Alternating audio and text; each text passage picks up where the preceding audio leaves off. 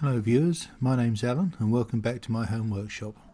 Okay, as you can see I've finished the box and put the varnish on, so it's time to see what the end result looks like, and also to give me the opportunity to talk about some learning outcomes from the project, things that worked well, things that I would do differently if, God forbid, I ever see fit to make another blanket box and get involved with gluing again.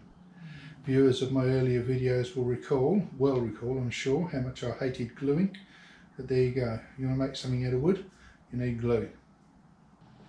So I was pretty happy with the way the box itself turned out.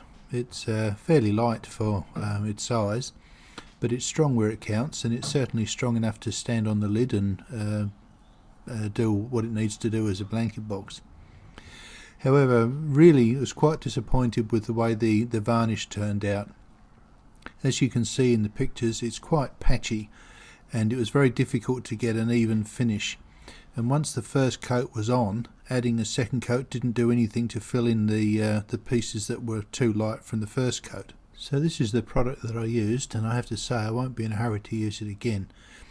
The fact that the stain was much darker than the underlying colour of the timber was part of the problem. If the stain had been much closer to the natural colour of the timber, then the issues that I had would have been much less obvious.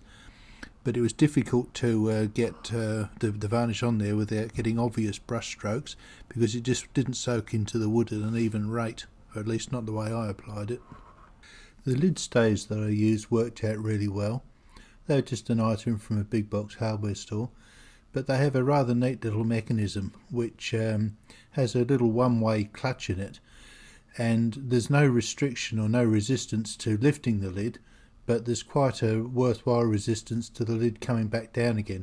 It's quite adjustable, and it's easy to set them up so that they cushion the fall of the lid down, and obviously also stop it from flipping over backwards.